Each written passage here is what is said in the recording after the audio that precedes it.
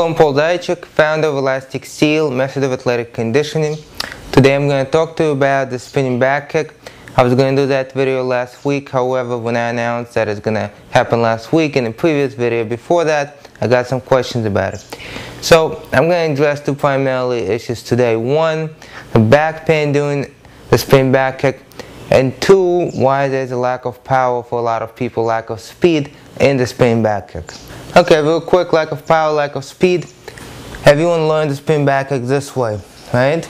In a fighting stance, footsteps here, turn, boom, kick, right? Okay.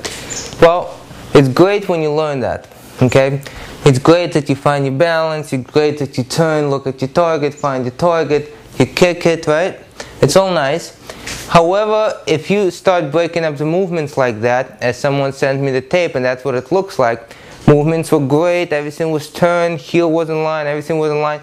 But if you stop your movement, and spinning is a means to actually accelerate your mass into the target, it's not so much about the spin itself, it's what it does to your mass.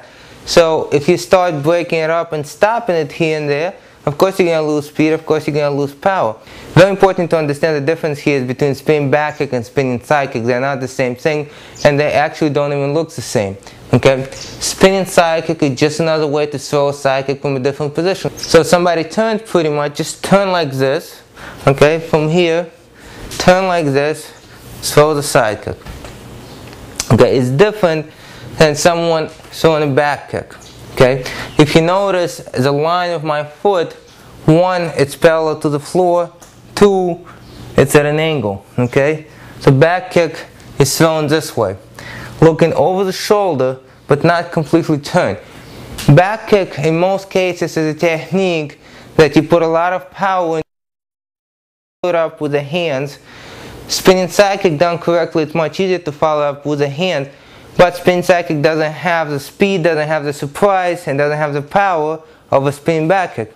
So you have to sort of, without doing this, and this, and this, and this, without doing all that, you sort of had to go boom. And that's what has to be learned. Okay, the same way as when you do a jump kick or a flying kick. You can break it up in certain ways, but after a while it has to be one complete kick. Okay, the same thing here. Alright? Spin back kick, notice difference. Spinning side kick would have been this. Okay, so that's one part. Second part is the injuries. Okay, the way spin back kick is thrown is that although it's supposed to be at an angle, your foot is supposed to be at an angle, not this way but this way. A lot of people do have a tendency to turn. Okay, now when that happens, you have to have the rotation in your trunk. Okay, so you're rotating from your trunk. Okay, notice the kick is behind me, I'm looking over, the rotation take from my spine.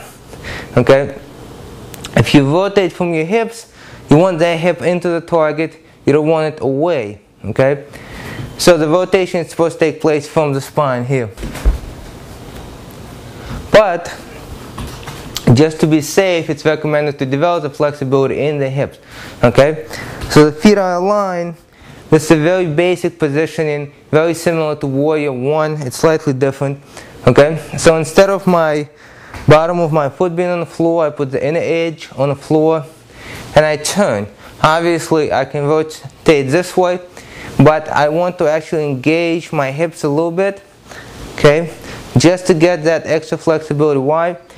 Because if I don't have that flexibility in the hips, primarily the adductors and hip flexors here, what's going to happen is I'm going to arch my back, okay, to compensate. I don't want that, so I actually want to move from the hip. Okay, it's more difficult. You do this, you feel nothing. You do this, bring the hips forward, under, you do that, a lot more difficult. However, practicing that stretch will actually guarantee you safer back. A lot of people do injure their back that way. And less pull hip flexors and adductors, alright? So if you want to see more information about the kicking techniques, please take a look at the kicking combos, the link is below. And also, it's kicking certification coming up very shortly. Thank you for watching.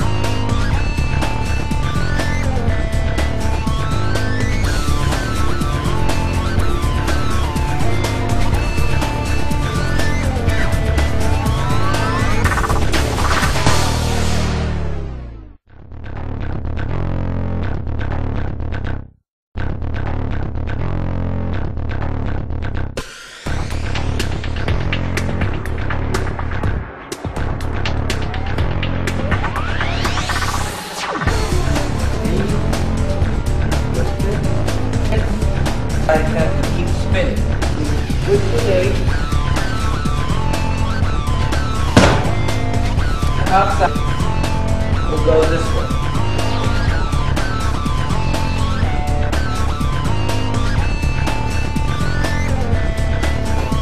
Good.